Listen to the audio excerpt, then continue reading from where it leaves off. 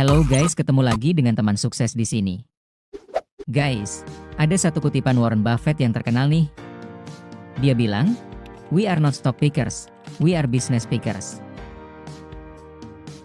Lewat kalimat ini, Buffett mau menegaskan kalau dia nggak cuma beli lembaran kertas atau angka yang naik turun di layar bursa. Dia membeli bisnisnya. Kenapa? Karena dia sadar betul, yang menghasilkan kekayaan dalam jangka panjang adalah mesin operasional di balik perusahaan itu, bukan spekulasi harga sahamnya. Tapi pertanyaannya, gimana cara dia milih? Apa standar yang bikin sebuah bisnis layak masuk ke portofolionya? Nah, dalam surat tahunan pemegang saham yang sangat legendaris, Buffett membocorkan rahasianya. Dia membagi dunia bisnis ke dalam 3 kasta, the great, the good, dan the gruesome. Tentu saja, misinya adalah memburu the great dan lari menjauh dari the gruesome. Tapi, kriteria apa yang membedakan ketiganya? Yuk, kita bedah sampai habis supaya kalian bisa mulai berpikir seperti Buffett dalam memilih investasi. Let's check it out.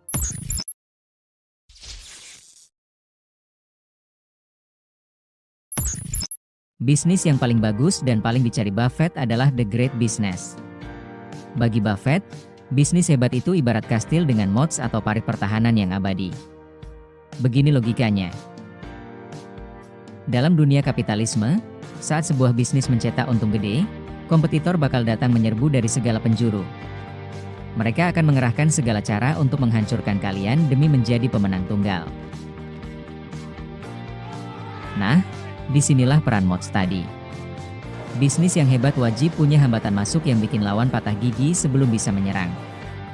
Hambatan ini bisa berupa efisiensi luar biasa seperti Costco yang menjadi produsen berbiaya paling rendah, atau kekuatan merek yang sudah mendarah daging seperti Coca-Cola atau American Express. Parit inilah yang menjaga return on invested capital, alias pengembalian modal mereka, tetap luar biasa selama puluhan tahun. Tapi, tolong garis bawahi kata penting ini, yakni kata puluhan tahun. Buffett mencari bisnis yang bisa bertahan sangat lama. Itulah kenapa dia sangat menghindari industri yang rentan terhadap perubahan cepat seperti internet. Bagi Buffett, kalau sebuah industri terus berubah-ubah secara radikal, parit pertahanannya bakal mudah jebol. Dan kalau paritnya jebol, kepastian investasi kalian hilang. Intinya, Buffett mencari keunggulan kompetitif jangka panjang dalam industri yang stabil. Tapi ingat, sekadar punya moats dan keunggulan kompetitif itu belum cukup.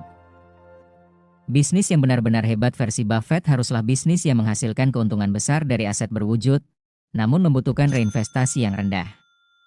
Apa maksudnya? Buffett mau bisnis yang bisa menghasilkan gunung uang tanpa harus terus-menerus minta setoran modal tambahan yang besar. Inilah yang menghasilkan tingkat pengembalian modal yang sangat tinggi. Dan ini rahasia terakhirnya. Bisnis yang hebat tidak boleh bergantung pada manajer jenius.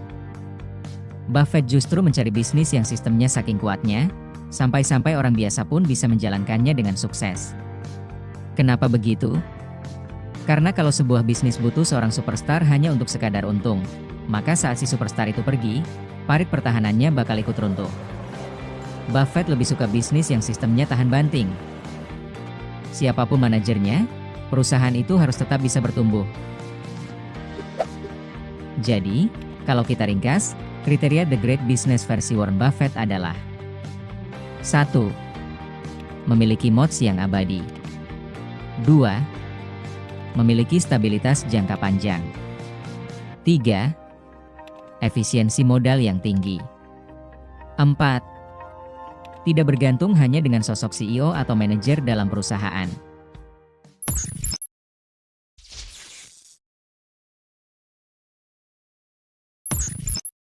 Oke.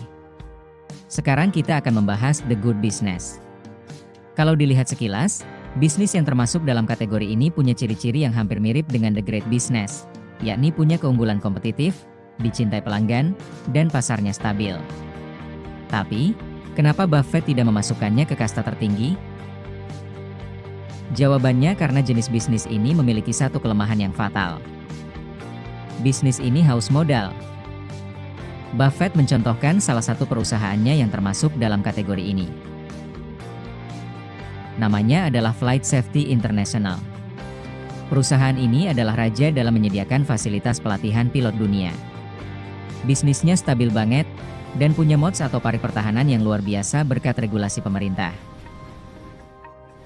Bayangkan, pilot di Amerika diwajibkan secara berkala berlatih di simulator untuk mempertahankan lisensi terbang mereka. Mau tidak mau, mereka harus datang ke flight safety. Terdengar seperti bisnis yang sempurna, bukan? Tapi, disinilah letak masalahnya. Industri penerbangan itu dinamis. Setiap kali produsen pesawat mengeluarkan teknologi atau model pesawat baru, flight safety wajib setor modal besar untuk beli simulator baru seharga jutaan dolar hanya agar mereka tetap relevan. Buffett menyebutnya sebagai bisnis tipe put up more to earn more. Artinya, untuk menghasilkan uang lebih banyak, kalian harus taruh modal yang jauh lebih banyak lagi. Kalian memang untung, tapi uangnya nggak bisa kalian kantongi semua. Keuntungannya harus diputar lagi, dan lagi untuk beli aset baru. Jadi, The Good Business adalah perusahaan yang 1. Punya keunggulan kompetitif. 2. Ketergantungan pada reinvestasi, artinya pertumbuhan laba harus dibarengi dengan belanja modal yang besar. 3. Free cash flow-nya terbatas karena habis untuk membeli mesin atau peralatan baru.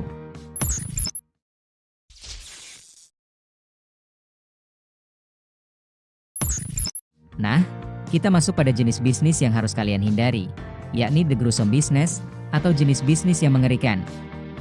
Ini adalah kasta terendah. Cirinya, perusahaan ini bisa tumbuh sangat cepat, butuh modal raksasa untuk pertumbuhan itu, tapi ujung-ujungnya labanya nol atau malah rugi. Contohnya adalah maskapai penerbangan. Pertumbuhannya terlihat menarik, tapi industrinya adalah lubang tanpa dasar yang melahap uang investor. Buffett bilang, pertumbuhan di bisnis seperti ini justru jadi musuh. Semakin besar perusahaannya, semakin banyak uang yang mereka bakar tanpa memberikan imbal hasil yang layak. Ini bukan investasi, ini adalah jebakan.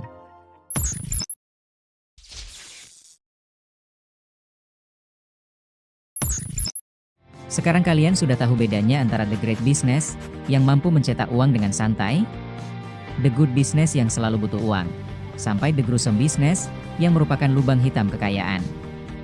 Sekarang, coba cek portofolio kalian masing-masing. Tanya ke diri sendiri. Pertanyaannya seperti ini. Kira-kira perusahaan yang gue pegang ini masuk kasta yang mana? Apakah kalian sedang memegang berlian, alias the great business, yang paritnya semakin dalam setiap tahun? Ataukah kalian justru sedang terjebak di dalam lubang tanpa dasar bersama si the gruesome business hanya karena tergiur angka pertumbuhan sesaat? Ingat, ajaran Buffett ini nggak cuma berlaku di pasar saham aja. Prinsip ini adalah kacamata yang bisa kalian pakai saat mau beli franchise, investasi di bisnis patungan bareng teman, atau bahkan saat kalian mau membangun bisnis sendiri dari nol. Sebelum masukin uang ke bisnis itu, tanyalah pada diri kalian dulu, bisnis itu termasuk yang mana ya? The great, the good, atau justru the gruesome? Jangan sampai kalian terjebak berinvestasi di the gruesome business. Bijaklah dalam berinvestasi. Jangan hanya beli karena tren, tapi belilah karena kalian paham mesin uang di baliknya. Oke? Kalau udah paham, video hari ini sampai di sini dulu ya. Jangan lupa bagiin video ini ke teman-teman kalian supaya kalian pun bisa jadi teman sukses bagi mereka semua. Gue undur diri, see you next time, bye-bye.